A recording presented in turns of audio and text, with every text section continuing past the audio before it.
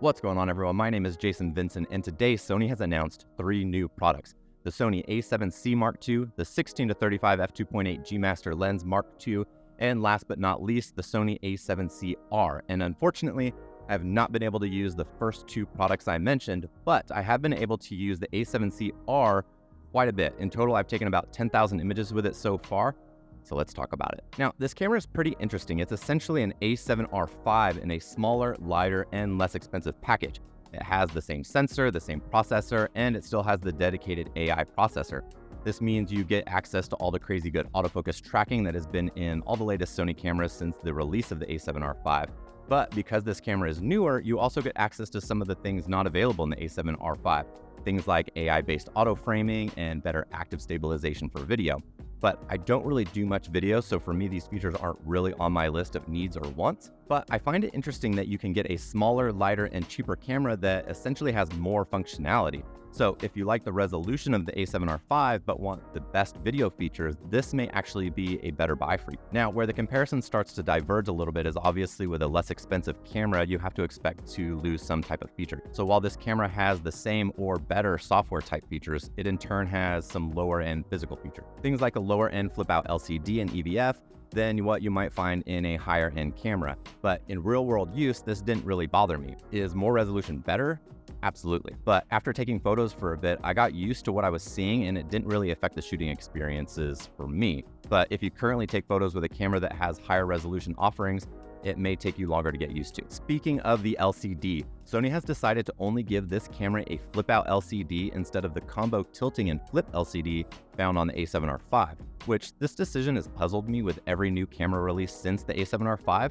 Sony has this amazing combo screen that gives users the best of both worlds, but so far, Sony has decided to only have this amazing screen setup be available in one single camera. And I know I'd happily pay an extra bit of money to have this better screen mechanism, so I'm not sure why the latest cameras have excluded this feature. From here, another couple of things you lose in comparison to the A7R5 is this camera will not take video in 8K, and it has a max shutter speed of 1/4000th of a second and can only shoot at up to 8 frames per second.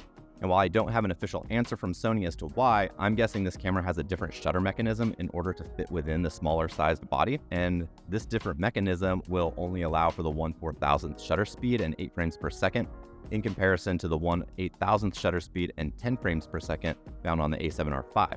And as for the 8K video, we obviously know the sensor and processor pair can handle this ability, but I'm guessing the smaller body doesn't allow for the required heat dissipation needed to make this feature even usable. Lastly, the big missing feature for me, and I know for most professionals, is this camera only has a single card slot. This could be because of the size, or it could be because Sony just doesn't want this camera to compete with the A7R5 in the professional market, which makes sense. If I was in the market for a high resolution professional camera right now, the easy choice for me would be the A7C-R. I can get past the lower shutter speed, and then all the other missing features don't mean much to me, but the single card slot would give me hesitation.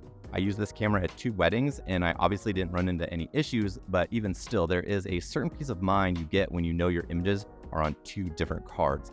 But as an everyday carry, non-work type camera, the single card slot doesn't really bother me. Now, one other thing I want to talk about is the size. I know some people will not love how small it is, but for me, I absolutely adore it. Paired with my 24mm G Master lens, I carry this camera all over the place to take family documentary images. From a fishing trip on the White River to using it inside my Outex underwater housing to document the last couple days of my kids' summer break, the smaller size definitely made it more enjoyable to take with me everywhere I went. So if you generally use smaller prime lenses, then I think you'll really love the compact size of this camera. But where the camera felt a bit too small was when I had it paired with, larger and heavier lens setup. For example, one of my weddings, I used the Tamron 35-150 for most of the day, and without the extra grip attached, the camera would have been miserable to hold for an entire 10-hour day. Thankfully, Sony actually includes the extra grip with the purchase of the A7C-R, so it's not an accessory you have to decide if you need to buy it or not. You simply get it and you can use it when you need it. The grip also conveniently folds open so you can change batteries while using it without having to completely take it off the camera.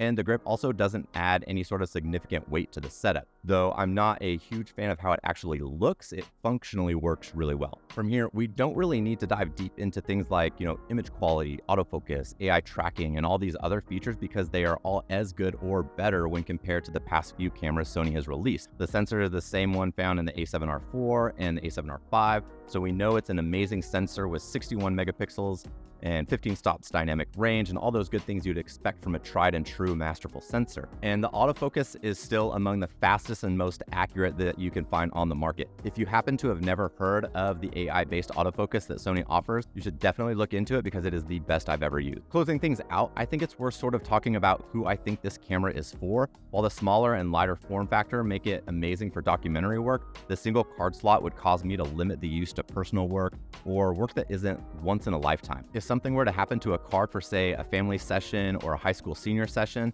worst case scenario, you could always reshoot those types of sessions. But for things like weddings or big events, I personally just want that added peace of mind a second card slot gives you. So I classify this as an everyday carry type camera or even as a great travel camera. Or if you are a hobbyist and you want flagship features in a smaller and less expensive package, then this camera's for you.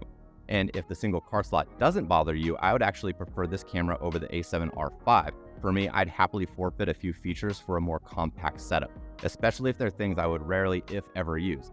Hello 8K video. But what do you guys think? Is this an interesting camera for you? Let me know what you think in the comments. And as always, it would be amazing if you could like, thumbs up, subscribe, do all those fun things.